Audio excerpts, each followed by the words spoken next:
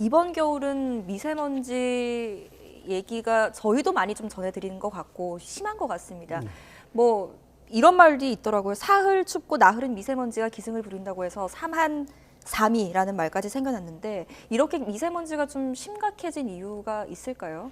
그러니까 우리가 미세먼지가 최근 와서 심각해진 건 아니고요. 네. 과거부터 계속 나빠왔습니다. 그걸 이제 정부 입장에서도 20여 년 동안 굉장히 많이 노력을 기울여서 많이 줄이긴 했지만 우리나라 입장은 우리나라만으로서 충분히 통제할 수 없는 기상적 조건이나 지역적 조건을 갖고 있습니다. 즉 외국으로부터 국외로부터 유입되는 먼지의 영향을 항상 받아왔던 지역이라서 중국의 영향을 받을 수밖에 없는 지역이고 그 계절적인 변화가 주로 11월부터 익년 3월 정도까지가 편서풍 계열의 바람이 주로 불습니다. 예. 즉 중국으로부터의 영향은 겨울부터 초봄까지가 주로 많이 영향을 받을 수밖에 없고 거기에 또 우리는 미세먼지 등이 발생되는 원인이 에너지 사용입니다.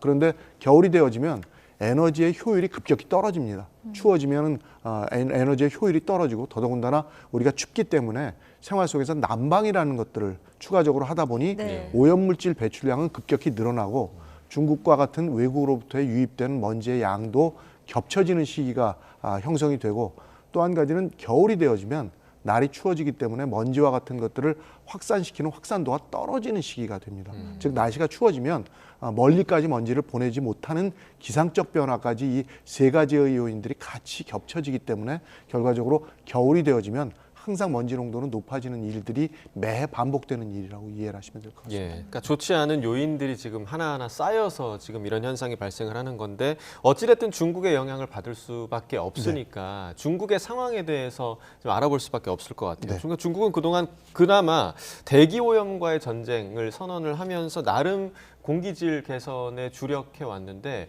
지금 올해 10년 만에 중국의 공기질이 다시 악화됐다고 하더라고요. 네, 이게 그 시진핑 정권에서 미세먼지와의 전쟁을 선포하고 그동안 계속적으로 미세먼지를 줄이는 노력을 기울여 왔던 것이 사실입니다. 예. 그런데 올해 미세먼지 농도가 중국도 높아지기 시작했고 더더군다나 여기에 가장 중요한 이유는 우리나라의 상황도 중국의 상황도 동시 나타나는 문제점은 코로나의 완화라고 보셔야 합니다. 그러니까 그동안 우리나라도 20년부터 코로나 때문에 굉장히 많은 활동을 줄여왔습니다. 예. 그러니까 재택근무를 한다거나 에너지가 사용이 덜 될 수 있는 그런 여건들이 형성이 되어 왔지만 올해 와서 우리나라도 코로나를 어느 정도 완화시키면서부터 활동량이 다시 늘기 시작했고 중국 역시 코로나하고의 여러 가지 사회적 마찰로 인해서 국민들의 반발에 의해서 결국은 코로나를 완화시키는 정책적으로 갔고 그것들은 결국 산업 쪽에 영향을 주어서 산업계가 활성화되는